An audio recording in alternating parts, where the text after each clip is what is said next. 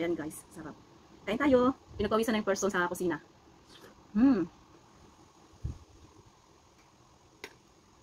Sarap guys. Perfect merienda. Perfect sa tamis. Hindi naman ganun matamis, sakto lang. Parang siya sakto lang.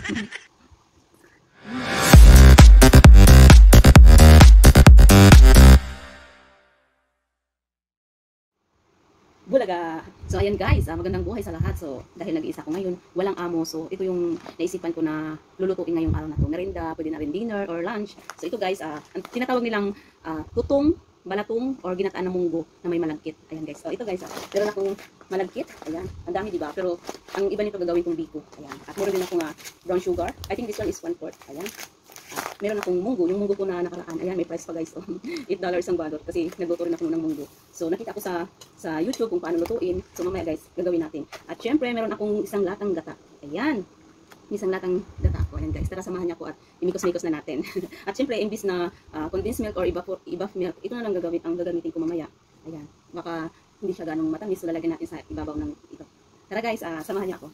Punta na tayo ng kusina. Ayan, shoutout sa lahat guys.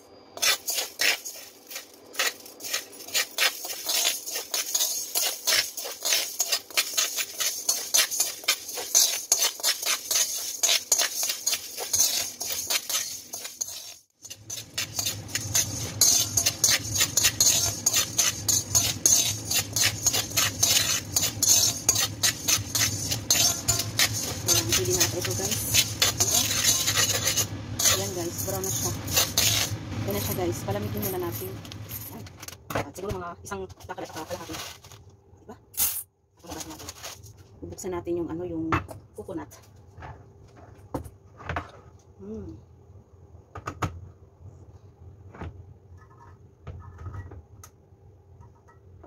Na-shake-shake ko na pala ito kanina, na-shake-shake ko na siya.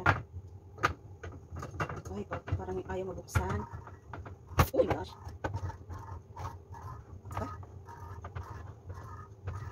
Dandahan. Baka mayari at kamay. Naku.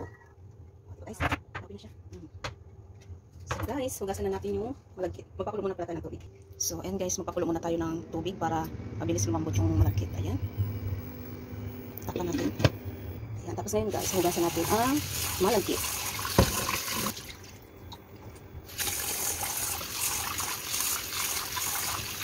Makulo yung tubig guys. Ayan guys, kumula na yung tubig natin. Pinalagyan natin ang malagkit.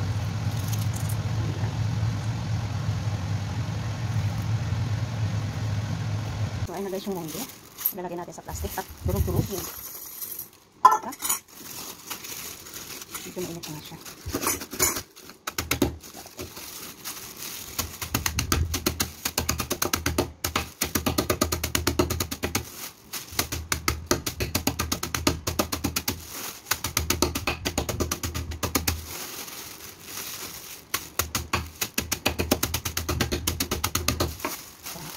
Marami pang buo.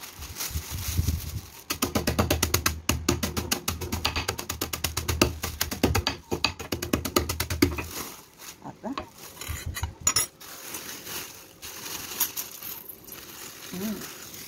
Finish guys.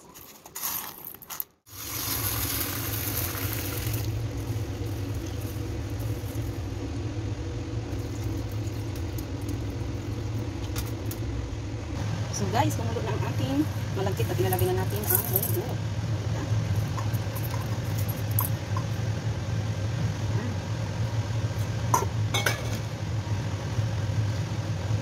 Pakuluin muna natin guys. Wow!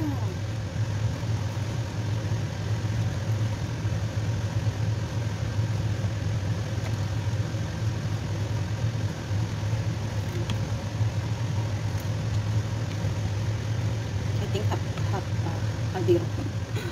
Ayan guys. Ayan guys. Para maluto. At hindi bumikit. Halo-haloin natin.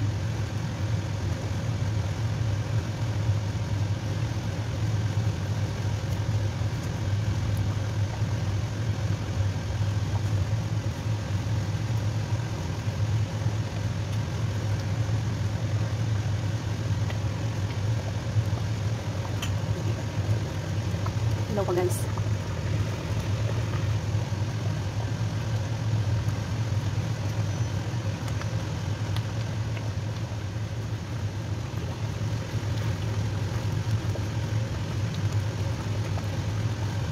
So, ayan guys, okay na siya. Lalagyan na natin ng gata. Ayan. Gusto ko yung maraming may sabaw-sabaw. Oh, dami na. Wow, isang nakakasya. At mamaya lalagyan natin ng asukal.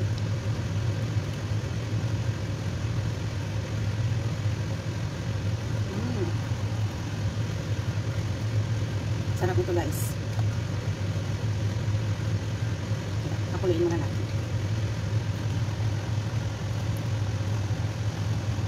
So ayan guys, pakuloy na siya guys. At lalagyan natin ng asukal. Diba? Ang dami niya.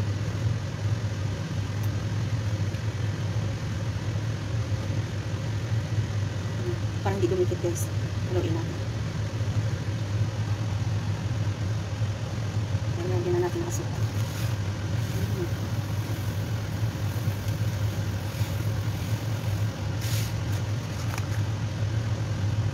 Yummy. Haluin natin.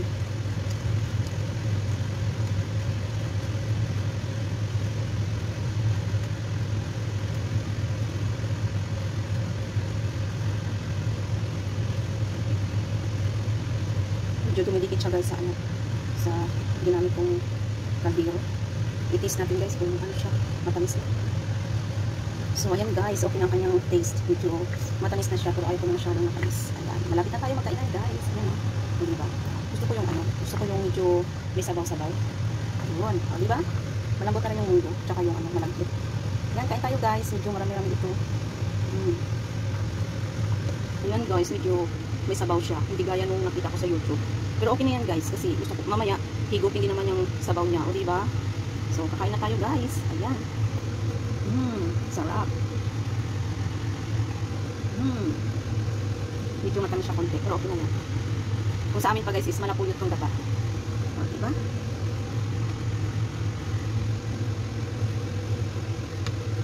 So, ayan na siya guys. O, diba? Guys, welcome back sa aking channel again. At ito na nga yung pinaghirapan ko sa kusina. Ayan. Ito na nga guys yung tinatawag nilang tutong, binutong, or ginataan ng munggo na may malagkit. Ayan. So, nilagyan ko siya guys ng condensed milk. Ayan na siya. Pero, matamis na siya. Kasing tamis niya. Sana all. So, ayan guys. Sarap. Kain tayo. Pinagpawisan na yung person sa kusina.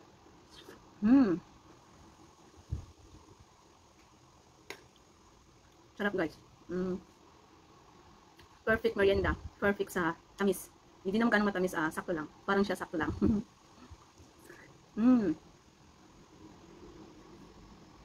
Nice.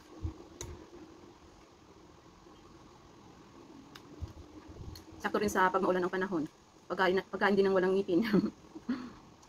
So ngayon na-try ko na siya. Ganito pala.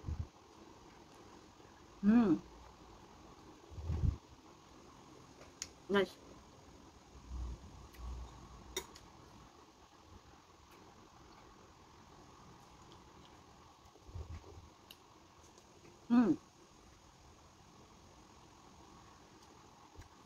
Nakakabigat ito guys ng tiyan.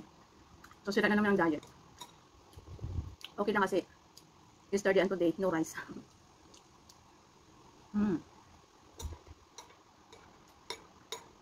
Yummy.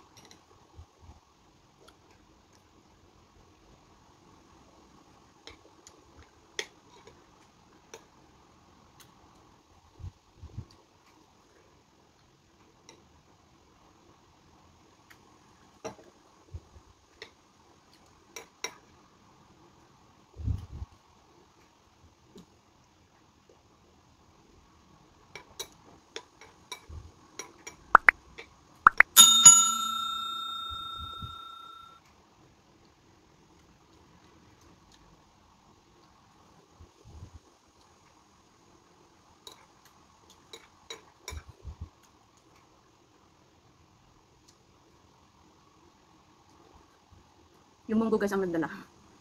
Sarap siya. Medyo maraming gata. Kasi isang latang malaki yung nilagay ko. So ngayon, sinilip ko sa kusina. Wala niyang sabaw. Sinipsip na. Parang siya sinipsip na.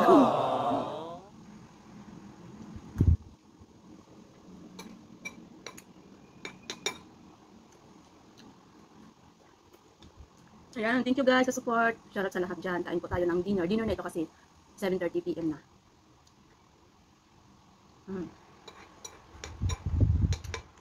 Sarap.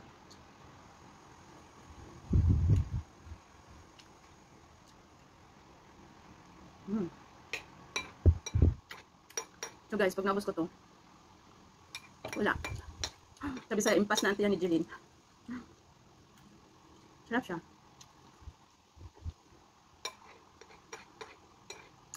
So this na ito guys, hindi ko nagagawa. Nabili ko nung pag-alis mismo nila madam papuntang China, na malingki ako. Kasi busy kaka-YT. Kaya ngayon lang ulit nagawa, 2 days ago.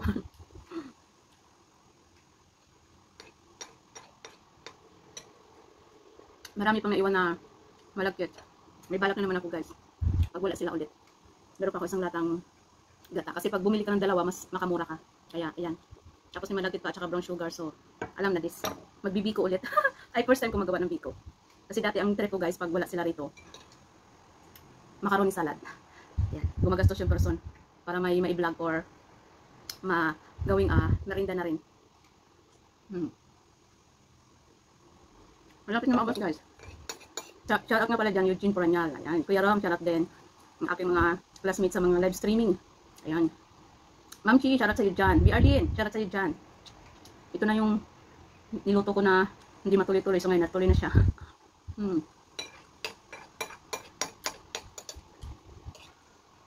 Slay, shout out sa'yo dyan. Kain tayo. Ginataang munggo with malagkit. So guys, thank you for watching. At may katapat ako dyan para makadisplay ako. Tarang! 7-Up. Ayan. Lagyan ko na lang ng ice kasi hindi siya malamig. So guys, busog ng person, promise.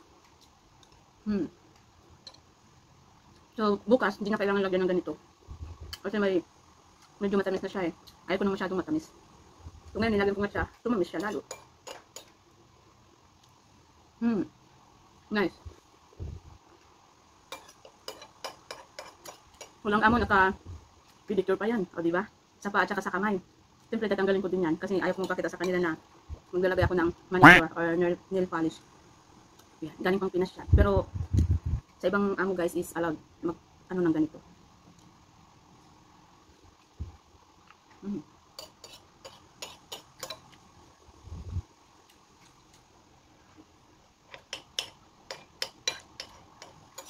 Ayan guys, dalawang subo na lang.